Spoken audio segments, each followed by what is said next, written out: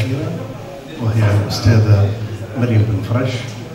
Le décor épigraphique végétal en Ifriqiya médiévale à partir d'une collection de stèles funéraires conservées au Ribat de Monastir.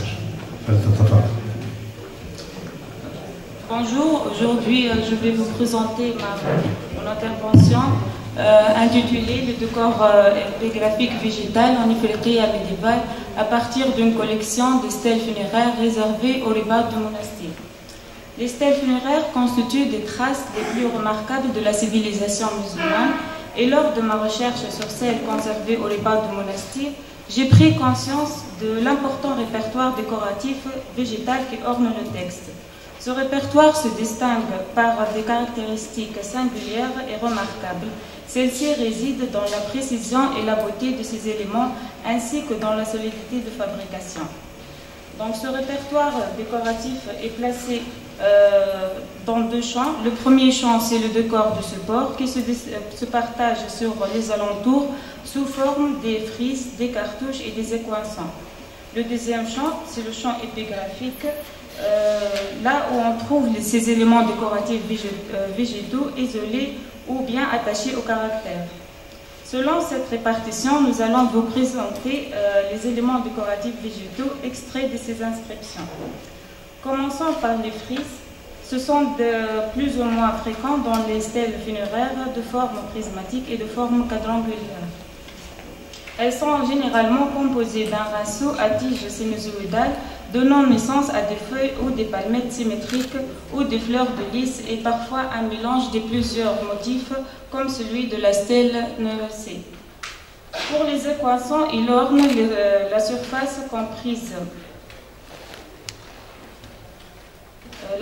comprise entre l'arc et l'encadrement rectangulaire. Nous les trouvons seulement dans les supports de forme quadrangulaire et fût de colonne.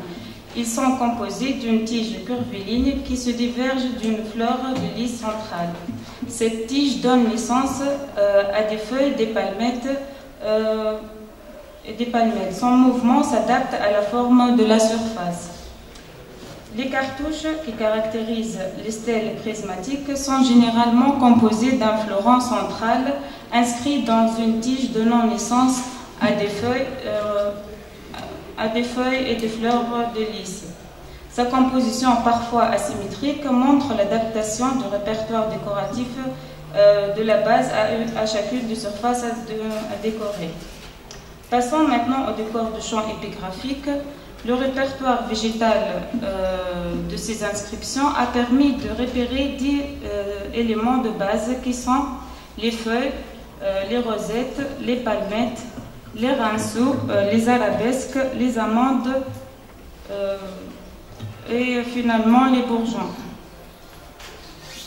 Chaque motif a ses dérivés, comme vous avez vu. Par exemple, pour les feuilles, nous avons des feuilles simples, des feuilles bélobées, des feuilles trélobées, etc. Ce répertoire présenté suit des théories et des règles de dessin. Premièrement, nous avons la théorie de modules. Prenons par exemple les frises, là où nous avons sur la même frise des modules identiques qui se répètent l'un indépendamment de l'autre d'une façon juxtaposée suivant une ligne étendue verticale. Comme nous avons des frises composées des modules reliés entre eux en suivant un mouvement sinusoïdal comme la frise B ou suivant un mouvement spiralé comme la frise C. Deuxièmement, nous avons la théorie de symétrie et d'asymétrie. Elles sont largement présentes dans le décor végétal des stèles funéraires et elles permettent toujours de perfectionner la composition. Ces deux règles de dessin sont utilisées non seulement dans la composition du décor, mais aussi dans la composition du motif lui-même, comme montre le dessin B. Troisièmement, et à partir d'une analyse détaillée, nous avons trouvé qu'il y avait plusieurs éléments décoratifs végétaux qui sont composés à base de formes géométriques et que le cercle est l'élément géométrique de base le plus utilisé. Le but principal d'utilisation de ces différentes théories était le remplissage du vide afin de passer de l'équilibre à l'harmonie. L'harmonie donc est une notion de base très importante dans la composition du décor intelligent, dans la composition du décor, qui rend l'expression intelligible. Dans cet exemple, nous avons montré comment l'artisan a utilisé des moyens variés pour atteindre cette harmonie. À partir de stèles prismatiques, nous avons extrait deux zones de texte ornées. La première zone de texte est ornée par des amandes simples et évidées pour charger les zones laissées vides par les caractères. Nous remarquons la différenciation de la taille ainsi que la direction. De même, pour la deuxième zone, nous remarquons l'usage des palmettes qui changent de taille et de composants selon les dimensions de l'espace vide. Nous avons une palmette avec bourgeon et deux feuilles bélobées, une autre palmette sans bourgeon et une dernière aussi sans bourgeon et avec deux feuilles, l'une à un seul lobe et l'autre bélobée. Une question que se pose maintenant concernant le décor du choix épigraphique. Est-ce que le choix d'emplacement sont arbitraires ou bien étudiés? Pour répondre à cette question, nous avons fait des zooms détaillés sur 4 points droits d'un champ épigraphique qui font partie de 4 stèles de même type de support et appartenant à la même période. Chaque zoom détail contenant le mot Bismillah. Nous avons constaté que chaque détail contient une composition qui se diffère de l'autre de point de vue dimension, type et emplacement de motifs, malgré que nous avons le même texte. Donc, nous pouvons déduire que, contrairement au décor du support, le décor du champ épigraphique n'a pas de zone spécifique pour son emplacement. Il est introduit d'une façon arbitraire pour remplir le vide laissé par les caractères afin de créer l'équilibre.